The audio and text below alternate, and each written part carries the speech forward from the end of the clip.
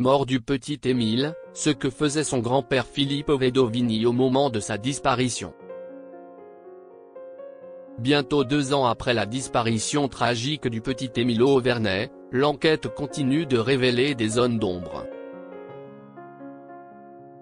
Au cœur des interrogations, son grand-père, Filippo Vedovini. Que faisait-il vraiment au moment où l'enfant s'est volatilisé? Grâce à un podcast publié par La Provence, la lumière commence, enfin, à se faire. Depuis sa disparition le 8 juillet 2023 dans le hameau du Haut-Vernay, Alpes de Haute-Provence, la mort tragique d'Émile, âgé de 2 ans et demi, hante les esprits. En mars 2024, une randonneuse découvre ses ossements sur un chemin escarpé près de la résidence familiale, relançant l'enquête judiciaire dans une affaire désormais qualifiée de disparition inquiétante requalifiée en enlèvement ou séquestration. Les circonstances demeurent floues, ni cause clairement déterminée, ni coupable identifié. En mars 2025, un tournant, les grands-parents maternels, Philippe et Anne Vedovini, ainsi que 2 membres majeurs de la famille, sont placés en garde à vue pour homicide volontaire et recel de cadavres. Des écoutes téléphoniques auraient mis en lumière des tensions familiales profondes, sans pour autant accuser directement une personne. Au cœur de ce drame, le grand-père a fait face aux questions des enquêteurs. Était-il présent cet après-midi fatidique? Quel mystère entoure son comportement?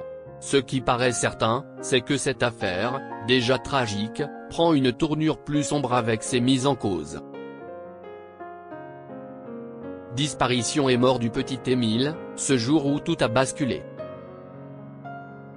Une plongée dans l'un des premiers épisodes du podcast diffusé par La Provence révèle un détail poignant. Auprès des enquêteurs, Filippo Vedovini aurait raconté que le jour de la disparition, après la sieste, il avait prévu comme activité familiale de réparer une clôture de cheval. Pour ce faire, il avait demandé à ses fils de partir chercher le matériel nécessaire, une sortie à laquelle le petit Émile voulait participer mais son grand-père aurait refusé. Quelques minutes plus tard, l'enfant avait disparu.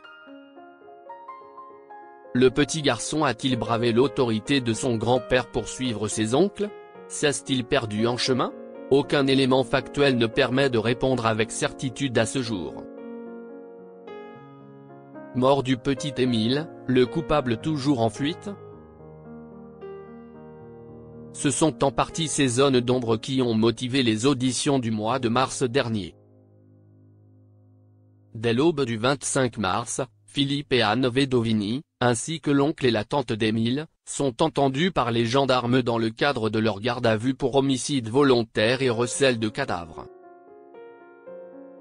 Fait notable, au sortir de cette procédure, levée dans la nuit du 26 au 27 mars, la famille n'est pas mise en examen, mais le parquet précise que la piste familiale n'est pas exclue pour autant. Depuis, les enquêteurs continuent d'explorer chaque piste, aidés par de nouveaux éléments scientifiques attendus. Dans un contexte judiciaire où un seul indice peut tout faire basculer, les récents interrogatoires ont marqué un tournant, sans résoudre pour autant le mystère. Et il semble que tout reste encore à faire pour rendre justice à Émile.